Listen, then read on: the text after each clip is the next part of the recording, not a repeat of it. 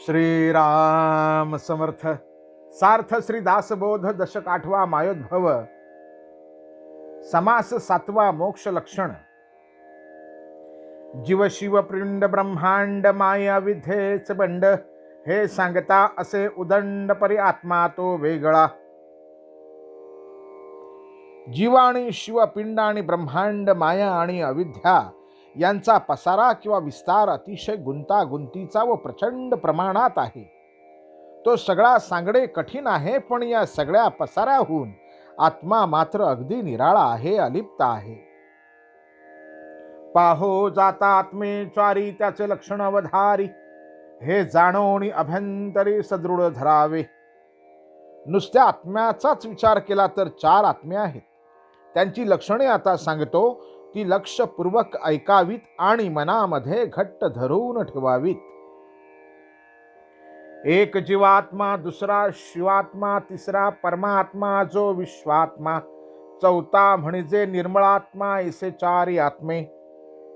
पहिला जीवात्मा, दुसरा शिवात्मा, तिसरा परमात्मा यालाच विश्वात्मा म्हणतात आणि चौथा निर्मलात्मा होय, असे 4 आत्मे आहेत.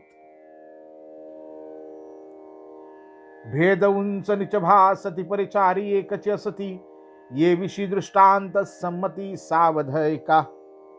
या 4 आत्म्यांच्या मध्ये उंच नीच किंवा श्रेष्ठ कनिष्ठ भेद आहे असा भास होतो, पण ते खरे नाही. कारण मुळात 4ही आत्मे एकच आहेत. एक दृष्टांत देऊन हा मुद्दा स्पष्ट समजावून देतो, ते नीट ऐकावे.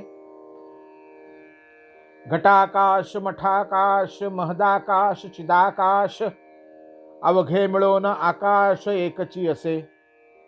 आकाश 4 प्रकारचे आहे. घटाकाश, मठाकाश, महदाकाश आणि चिदाकाश. दिसायला हे प्रकार 4 दिसले तरी मूळ आकाश अखेर एकच आहे. तैसा जीवात्मा आणि शिवात्मा, परमात्मा आणि निर्मळात्मा अवघा मिळून आत्मा एकची असे.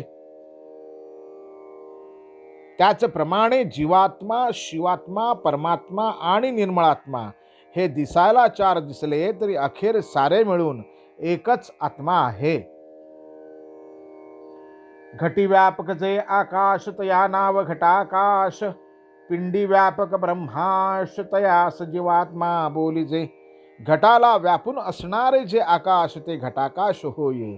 त्याचप्रमाणे पिंडास व्यापून असणारे जे ब्रह्म परब्रह्म त्याला जीवात्मा म्हणतात. मठी व्यापक जे आकाश तया नाव मठाकाश, तैसा ब्रह्मांडी जो ब्रह्माश त्यास जीवात्मा बोलिजे. मठाला व्यापून असणारे जे आकाश ते मठाकाश होय.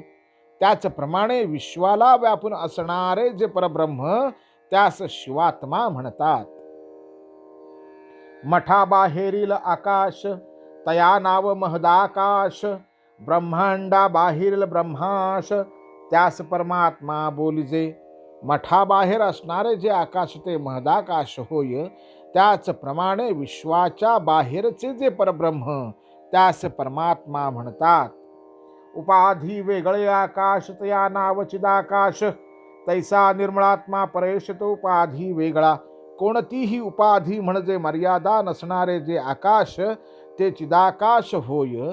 त्याचप्रमाणे कोणत्याही उपाधीपासून निराळे असणाऱ्या परब्रह्माला निर्मळात्मा किंवा परमेश्वर म्हणतात.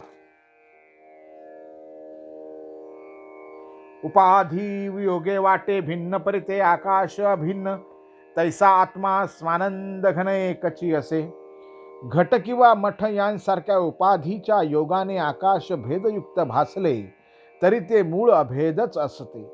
त्याचप्रमाणे स्वानंदाने आत बाहेर भरलेला आत्मा पिंड आणि ब्रह्मांड यांच्या उपाधीने लहान मोठा भासतो खरा, पण तो मूळ एकच आहे. त्याच्यामध्ये भेदाचा मागमूसही नाही.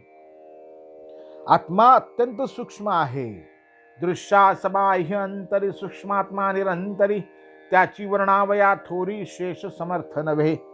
आत्मा अत्यंत सूक्ष्म आहे व तो सर्व व्यापून शिल्लक उरतो.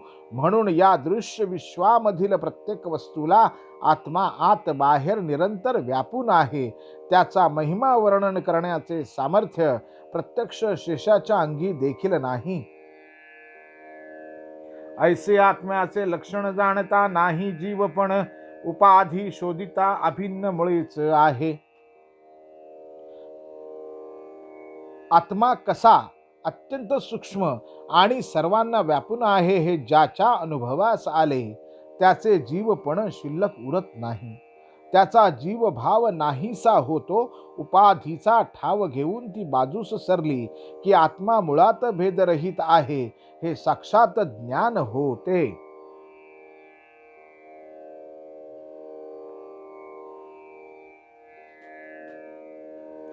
जीवपणे एकदेशी अहंकारे जन्मसोसी, विवेक पाहता प्राणियांसी जन्म कैचा. माणूस जीवपणाने एकदेशी बनतो, संकुचित होतो. मी देह आहे या अहंकाराने त्याला जन्म सोसावे लागतात. पण आत्मानात्म विवेक केला तर मी देह नसून आत्माच आहे अशी खात्री होते. मग त्यास पुन्हा जन्म घ्यावा लागत नाही. जन्म मृत्यापासून सुटला या नाव जाणी जे मोक्ष झाला. तत्वे शोधिता पावला तत्वता वस्तू. जन्म व मृत्यू यांच्या कचाट्यातून जो सुटला त्यास मोक्ष मिळाला असे समजावे. तत्वांचा शोध घेता घेता माणूस सद्वस्तू म्हणजे ब्रह्म अनुभवतो. तेची वस्तू ते आपण हे महावाक्याचे लक्षण. साधू करती निरूपण आपुले न मुखे.